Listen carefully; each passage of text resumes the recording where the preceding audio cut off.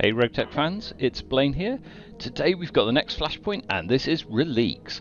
This is a Flashpoint that unlocks not one but two things and gives you an extra free LAM. First of all, at the end of the Flashpoint you will get the Screamer 1X LAM as a gift in your loot box. It will also unlock the Screamer 2X LAM. Now this is a special little unit. It has a double XL clan engine for a LAM. And it also has a 2BA infantry bay, so that Screamer can actually carry two battle armors into battle at once. Not only that, we also have another unlock, one of the other Phoenix Hawk 2C LAMs, the basic Inner Sphere model.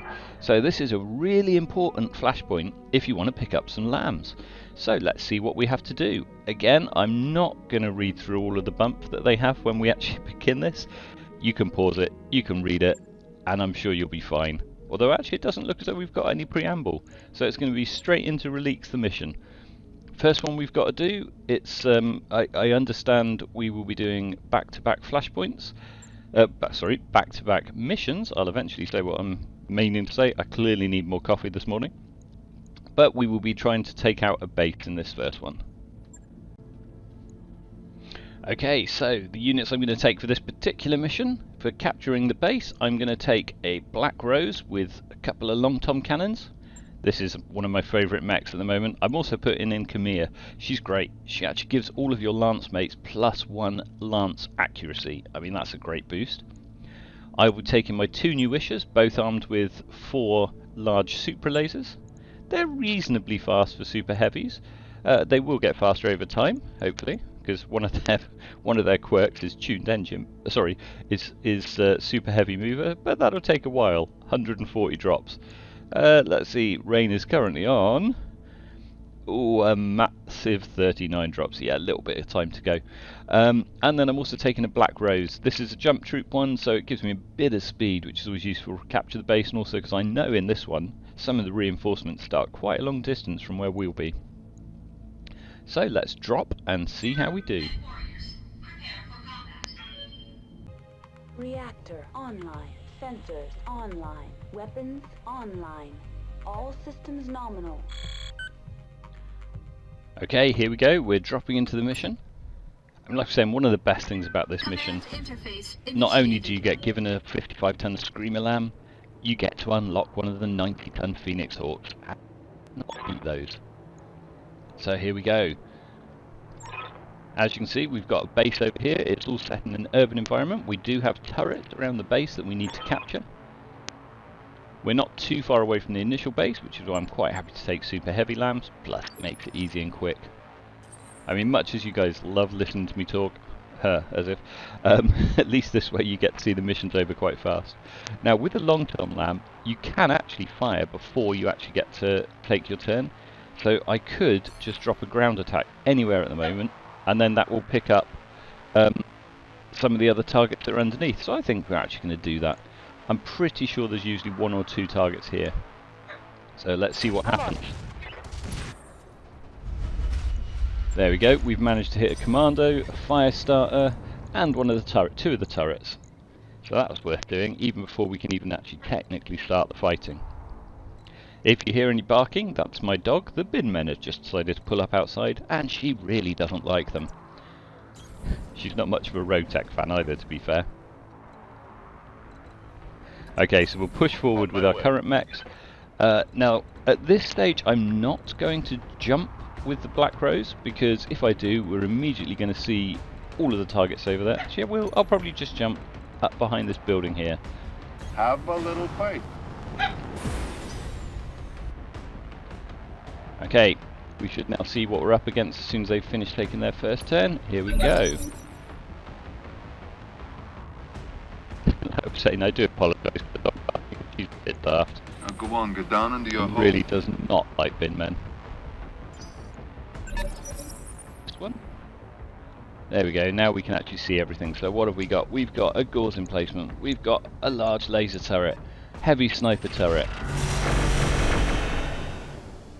That's not nice. They're trying to take out my poor long tom mech. I think I'd do the same if I was them. It's all fairly an easy mech, so this is actually a really good flashback. early on in the grid, because, oh, to be fair, you can do this with anyone. I mean, even if you have a relatively fresh lance, it's not exactly going to be difficult. You can see we've got a light mechs, we've got, what have we got over there? We've got a rifleman, so that's about as heavy you get. That's a 60-ton heavy mech. Quite an easy one to do. We'll just simply blast up the poor little fire starter. Doesn't stand a chance against full super lasers, especially with a +2 accuracy and -2 evasion from my laser modules. You see, all the tanks we come up against are bigger and better than ours. So that all we can hope to do is, like, scare them away, you know? Now, at this stage, I was hoping I would just be in range of being able to jump into these, but I always forget these things are not lambs. It goes fast, but not that fast. I'm going to activate Phantom so that when I do land, I'm not going to be shot up too much, and I'm just going to jump in and become a bit of a target there for them to tank. Okay, so you can see this is where we're going to capture. After we've captured the base, we will get a whole bunch of more reinforcements at this end of the map. So we'll make sure first of all we deal with everything up here first, and then we can move on to those. Like I said, it's quite a nice, easy little mission. I'm still seeing hostile contacts on screen. Yeah, they're still seeing hostile contacts on screen. That's because we are literally in the first turn. For my long tom, I'm just going to dump it here into the tree line so that the quad mech siege mode gives them extra protection. And I think we will just drop a couple of bombs straight on top of the rifleman there, because that's the most dangerous of the mechs out there. They never said we had to keep the base intact, right? There's now no standing buildings, but I do much. As you can see, with Phantom, the high pips, they're not going to be able to even hit the Shrike. Receiving you. I must admit, I really do like the Jade Falcon mechs, like the Shrike. I mean, they're great fun to use. They've all got Jade Claws, which are the best things you can get for DFAs. And on top of that, you know, with things like partial wings, they look nice. I mean, let's have a look at this guy. I mean, that, right, isn't that a mean looking mech? You can see why I like them. They're great fun.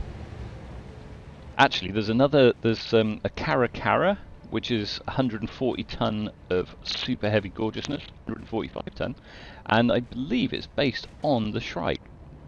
So it also has Jade Claws, Jade Talons, so you can only use it if you're with the Jade Falcons, because they have a system that's currently in their control that produces them. At least we haven't got too many mechs against us this time, so the test won't be over too long. Okay. And he's a bit of a strange character, to say the least. He's based on a certain film that you'll probably recognise if you've ever watched it. Okay, I think what we're going to do is we're going to DFA one of the turrets. I don't like the sniper turret, and I can also land there. You see, DFA with this one, 308 damage times 2, 96% accuracy. Oddball as a character has got the ability to meet the automatic braces, so even if he loses all of his pips, he's still braced. So he's sitting braced inside the ruined building. He's still a hard target. Hey, Kelly, what the hell's going on out there, man?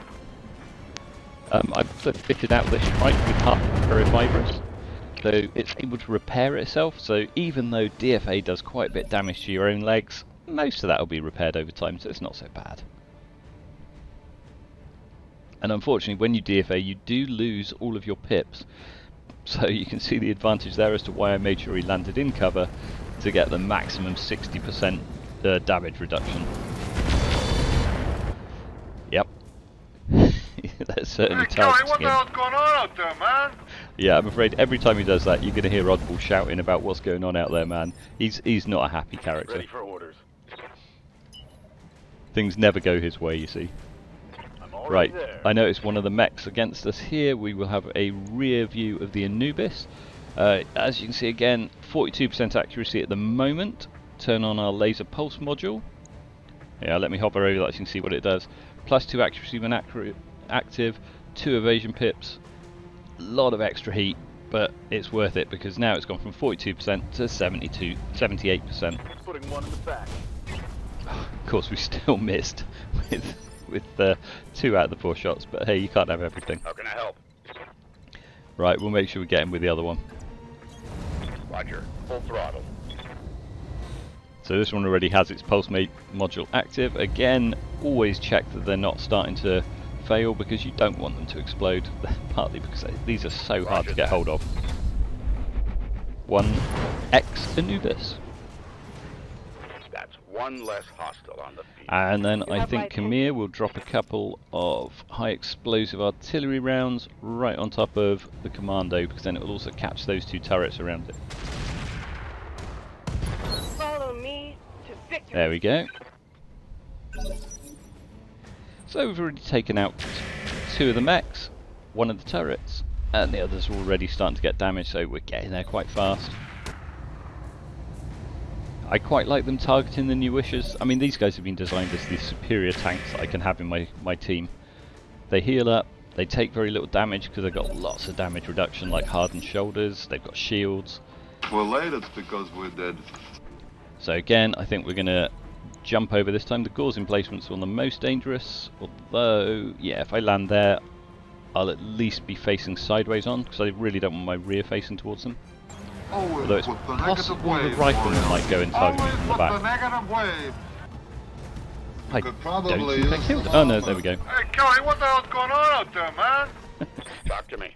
Like I said, I sometimes wish you could turn off Oddball's voice, because he can get so annoying. What the hell's going on out there, man? Right, I think we'll destroy the rifleman. I think at this range we can probably... No, can't quite hit it with the damage, so we'll just do normal shots straight into it. I could go for head hits, but I'm really not bothered about saving any of these mechs. That was a... It's just a lot quicker just to sort of blast them and, yeah, again, overkill like we did in the last Flashpoint. No, we do not have the element of surprise. They will hear our Detroit motors long before we ever even get inside that. So we're down to just 3 targets. I'm listening. I reckon I can probably shoot... Yeah, there we go. If we shoot the rifleman now, I probably won't do too much damage to my own unit. All weapons locked on and firing. I think we've killed the commando too. Just the 2 turrets left. Eliminated. Hey Kelly, what the hell's going on out there, man? Oh, once again I'm afraid Oddball shouting. And then we can also take out this large laser. No, we still can't get... Oh, what I should have done there, I should have turned off my laser pulse module because it's static. I wouldn't have needed the extra evasion or to hit. I could have just hit it anyway. Okay. Heads up, Commander. Ah, here we go. These are the reinforcements that I was saying about. Now I know they're going to be over this side here and here, so we'll see them once I actually move. The guy's got to be a full Shrike. fanatic freak, otherwise he would have split out of this town 20 minutes ago. What I'm going to do, I'm just going to jump to here so we can also capture the base with the Shrike, which will also then let us see all of the new targets, and there they are. So we have got a Centurion, we have got a Stinger, a Chameleon, and something else. Where's the other one gone? No, can't see it at the moment, but there is a oh, there it is. Oh, and a Vindicator. Like I said, they're not the toughest of units, and I've just noticed this Vindicator is sitting next to an electrical transformer. I think I know exactly what we're going to do here. If he's still close enough to that, we'll get Khmer to lob a couple of nukes in, well not nukes, a couple of shells in, destroy the electrical transformer, destroy the Vindicator. Should be easy enough. Waiting for orders. Right, now given they haven't yet moved, I don't know what sort of accuracy we're going to have. Oh, what am I talking about? We've still got that one turret to do as well, so we better go after that first. Affirmative. Just take out the turret. This time I did remember to turn off my laser pulse module. 1 less turret. Okay, now they're going to start their turns. I've got your back. I think I'm going to reserve out because I'm hoping we'll be able to get this Chameleon in sight after they've taken their turn.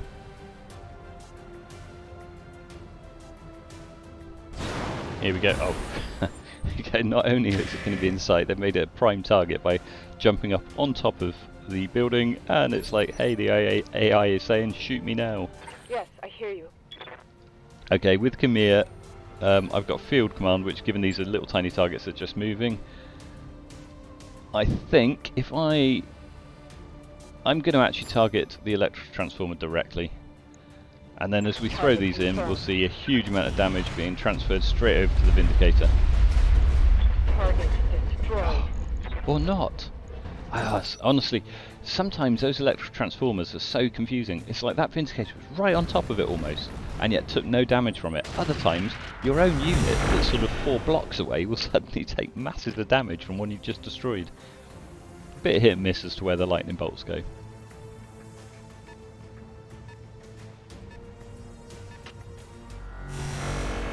Yeah, it's always useful having those advanced laser AMS. They work very efficiently at taking out most things. The only things they now struggle with are some of the harder missiles, like some of the arrows and things like that. Right, we can get this to Chameleon. We're not really close enough. Unfortunately, I can't take his head out either because it's 61 points of damage. I do 54 damage of shooting, so we'll just shoot him. And then next turn he'll be ready to die. Hey man, I'm about to put you onto something very good, and you are giving me your problems. Okay, Oddball is going to attempt to jump on top of the Centurion. I'm going to go in from the front because I really don't want to be shot from the rear. Always with the negative Now the advantage with DFAs, they often take out the heads. Oh, of course not this time. Oh, they did actually do some damage to his head, but not enough to take it out, unfortunately. Talk to me. Okay, we'll run in closer, and then I would imagine I can finish off the Chameleon that we started taking out last turn. Probably not in range for standard, no. You brought this on yourself. Ooh, that's quite a lot of structure damage. Take that as a lesson. What's up, Now boss? after this mission, I think we immediately do another redeployment, which is supposed to sort of be back here, but you'll see it's not usually the same location. Okay, we'll put him on range as well. I'm going to switch the pulse module on so we go from 83% to 99 or 91%. That's good enough. Roger that. There we go, one dead Chameleon, so we've now got just 3 units to take out. Hostile removed.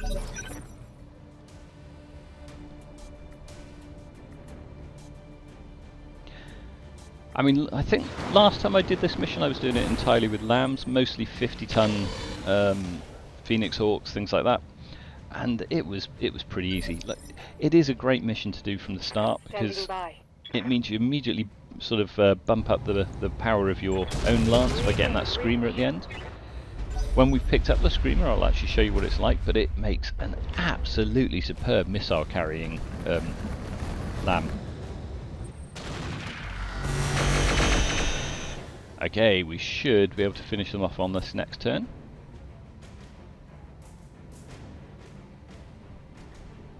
Just waiting for their final Vindicator to take its turn.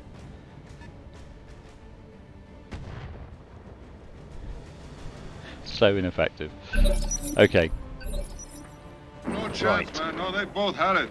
One of them's in the river and the other one's on the other side. Now what I'm actually tempted to do, the other thing that's really good about the Shrike is it does quite a lot of kick damage. I've got a couple of super lasers, mediums this case, so I'll put them on damage mode, and we're going to run in and we're going to kick the Centurion in the back. This sector is so screwed up, nobody knows where the lines are, where our lines are. I got through with no problem at all. Now whenever you hit something immediately like this, you'll notice it becomes unsteady and loses evasive too. So, okay, he's gone. So it's actually a really good way of making sure that all of your ranged weapons that you fire after kicking are really accurate. So quite often I will build mechs with things like, you know, with say talons or something like that to allow them to do a reasonable amount of kick damage, just because that they can go in, kick it, and then shoot it much more accurately. How can I help? Now unfortunately I don't think I can get that one in target anywhere. No, we'll just have to run the new wishes forward this turn. And same with the other one, obviously, because we couldn't possibly hit that one, so we'll just run forward again. I'm hoping Camille will be able to finish off the Vindicator. Because, I mean, it's got to be pretty badly damaged after those last hits. There it goes. So, Stinger versus my 4. Who's your money on? We'll do the same again. I'm telephoning you from a cafe about 10 miles south of Missouri, and I wondered if you could do me a favor. Now, again, with the Stinger, you see the accuracy is 85. It's not bad, really, with the mediums, but I've got 99% kick, so I just go in, kick it, and then it becomes 99% accuracy for the weapons too. Maybe I'm kind of hung up. I need about... You could probably use some armor. I'm amazed he hasn't ejected. Well, the pilot's already injured, so if he falls he might get knocked out. There, he's gone. Okay, and there ends the first mission. Down comes our dropship, and off we go, get ready for the consecutive deployment.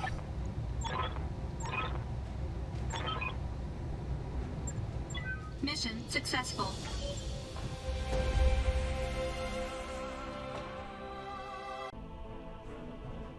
Okay, not a bad little payout considering it was such a simple mission. There's pretty much no damage to any of my mechs. I think they're all fully repaired in game, apart from the Black Rose, which you can't. There's really nothing much I need from any of these. Oh, actually I might pick up the Thunderbolt 10, he says now that I've said that. Ooh, and we'll pick up the Quick Cell actuators. They're actually really useful if ever you need to remove the amount of arm modules that you've got in place if you need some extra space. Oh, and we'll pick up the Speedy Lexus too. Okay, so there is actually quite a few things here that I do fancy. And we'll just finish off with a couple of these. Right, let's move on to the next mission. Okay, Reliques 2 in high orbit. Let's see what they want us to do. We finally have some stuff. This is where I'm not going to be reading it all out to you. If you want to read it, pause it, carry on to the next one, and yeah. And then we can get to the mission more quickly.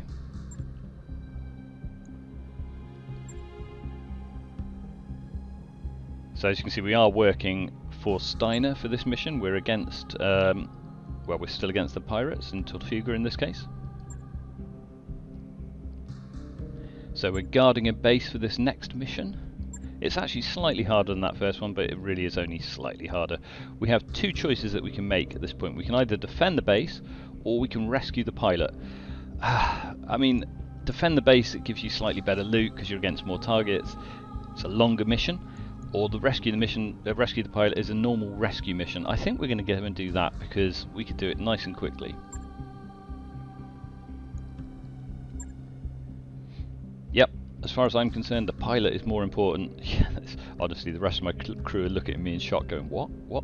What about all of the equipment that we could have gone and got?"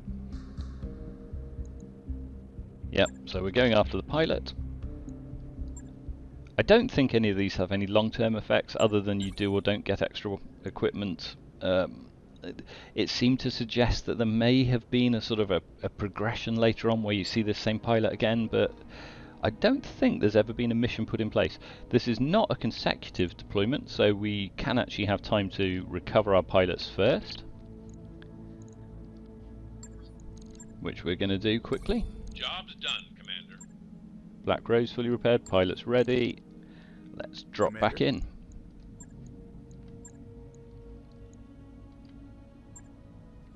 Now, given this is a rescue mission, I think we're going to do it with just one single unit.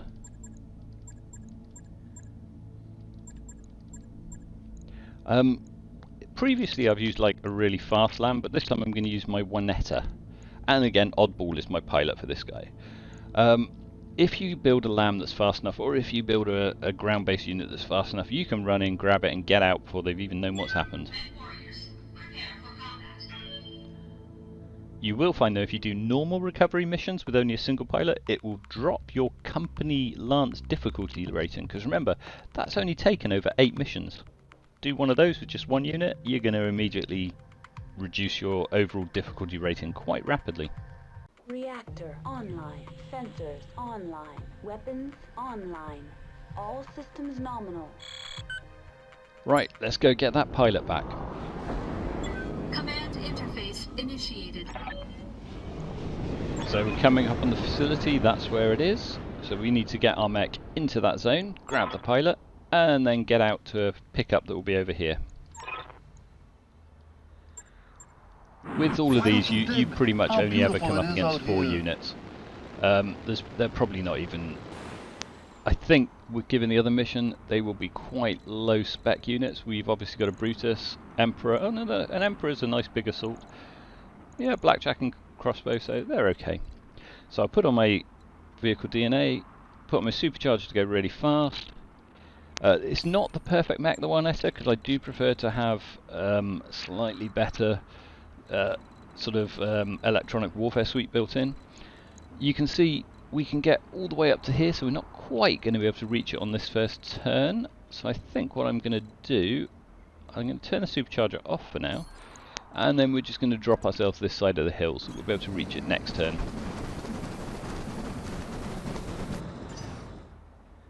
The only reason I'm doing it this way is to show you that you could do this with a 30-ton LAM quite easily. It's a beautiful bridge, and it's gonna be there. I am going to go in. I'm going to make sure we've already fired up our Phantom. So I put the supercharger on, and we can now rush straight in. Unless I've misjudged this, I'll be like one step too short. Oh no, there we go. So you can see I'm going to arrive at the pickup with 12 pips, 12 evasion pips, plus Phantom, plus have pretty good electronic countermeasures. So in we go. They're not going to be able to shoot me. They'll probably try, and they'll probably destroy a whole bunch of their base. I mean, we could take a shot, but if you do, don't forget, anytime you shoot, it makes you an easier target. So I'm just going to sit here and take it.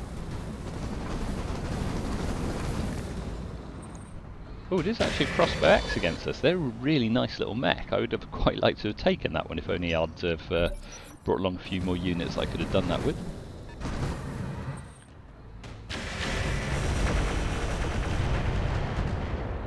As you can see, not one of their shots has even come in close to me. What the hell's going on out there, man? Although, as ever, Oddball will claim that they're all hitting him, even though so far all of the damage has been to their own base.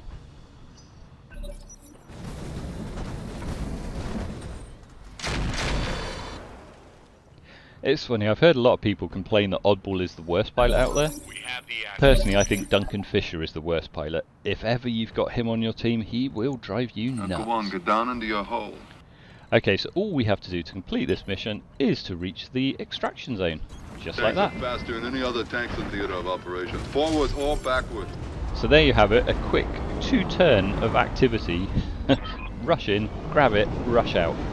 That's what you can do if you have a LAM, that's what you can do if you have a fast ground unit. Ground units, believe it or not, can actually be faster than LAMs. Okay, let's move on to, I think that may have been the final mission. Successful.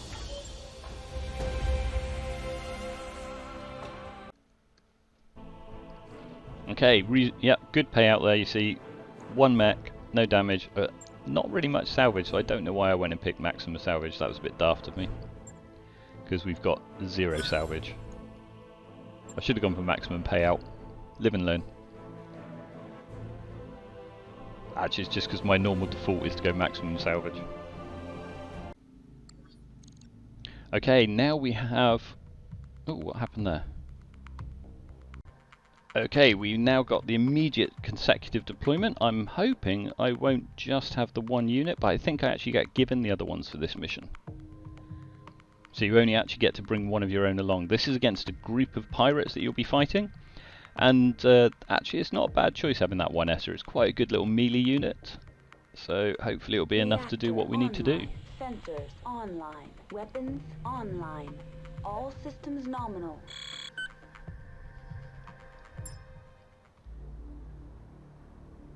Command interface initiated.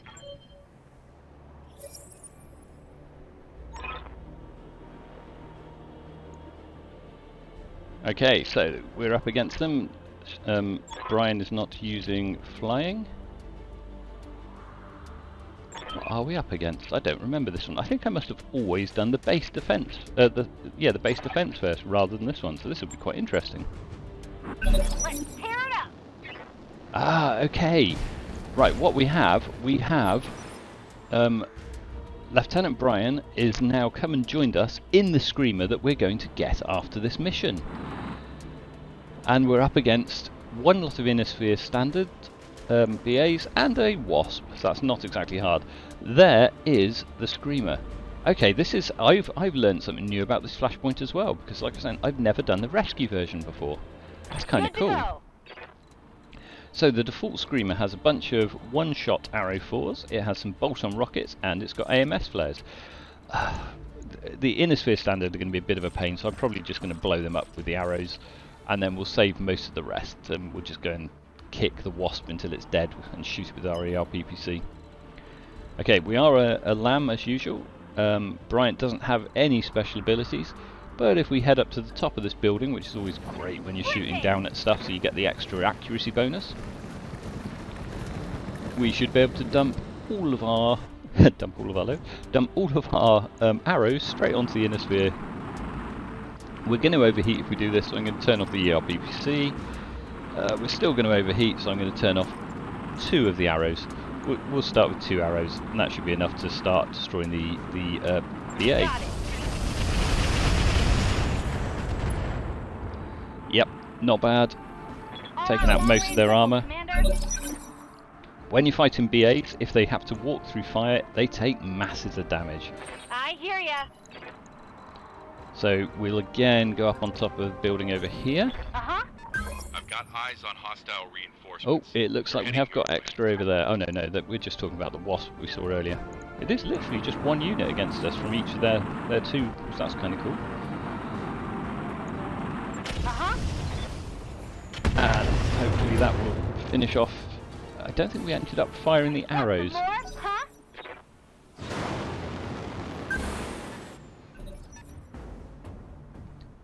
We'll make sure we kill off this. I think we might have been too close to those arrows that time.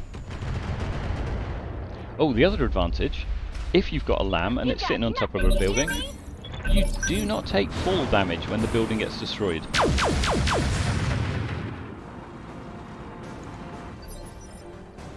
What can I do for you? Right, let's get far enough away this time that we can actually use those arrows against the BA. Pedal to the metal. There we go, straight in the back, couple of arrows. And I think BAs do take falling damage. They do, they're gone. Yeah, critical hit. I've got multiple weapons with no ammo. Unfortunately, this is a foggy mission, so we haven't got exactly the best visibility, so it doesn't make the best video to Waiting for watch. orders. It's a good job we've not got many things to fight.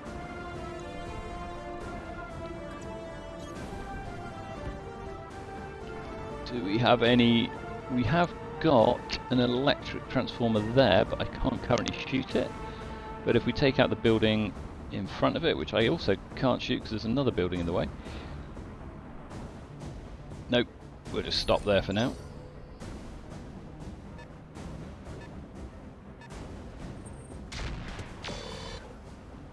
Okay, we've still got just our ERPPC. This might be quite a lengthy, drawn-out fight if there's too many pips on that guy. We could always go in and charge it. As you can see, when you charge over long distance, it does masses of damage. We're going to do 413 damage if we hit. So let's go in from the behind on the poor little Wasp, charge in. Odds are in our favour for actually charging and hitting it, so hopefully that'll be the end of the mission straight away. Going toe to toe. Of course I missed, 7% chance to miss. Get you next time.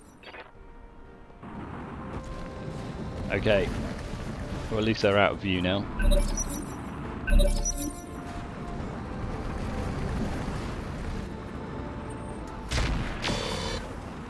Right, what we're going to do, we're going to move back along the road and lure them back towards the electric transformer. Or we could just kick them, I suppose. Oh no, we've only got an ERPPC. So the standard version has a minimum range as well, so we're not going to really be able to do much if we do that. Now with a LAM, the other thing you'll notice, even if I'm facing away from the target, which I'm going to deliberately do, you can still shoot when you're airborne, because you have 360-degree fire, which is absolutely brilliant. This is to represent us actually going and flying past and doing a strafing run, rather than specifically sitting at the endpoint and firing.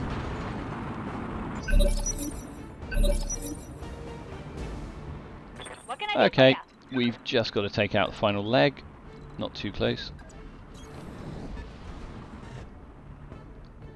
If we target it, aim at the leg, hopefully that'll hit it, and that'll be gone. There we go, both legs done. Did you see that? Okay, so as Sharon Bryan says, they were flying. Mission successful. And then that screamer will be ours. That screamer that we were using there is the 1X version. Unfortunately, it is a one-off. You cannot replace it. You cannot get copies of it ever, so look after it once you've got it. The 2X, on the other hand, that can be obtained primarily from air shows, which when we eventually find Derelict, I'll show you how that particular Flashpoint works. Really good payout for this mission, 2.1 million. So barely any damage to the Screamer, not that it matters, it was a loner. We'll just drop a few of these things into the salvage, and then I can take you on to show you what the Screamer looks like that we're given in the loot box.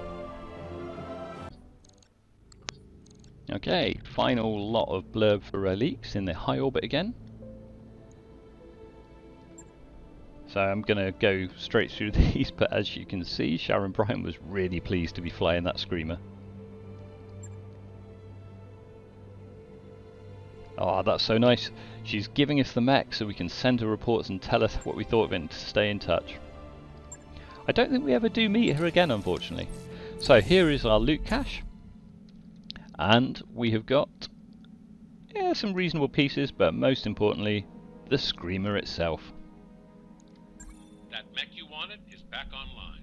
So as Lan says, it's a prototype land air mech which was produced during the reign of Emperor Stephan Amaris when his forces were occupying the Terran hegemony. So let's go and have a look and see what it's actually like.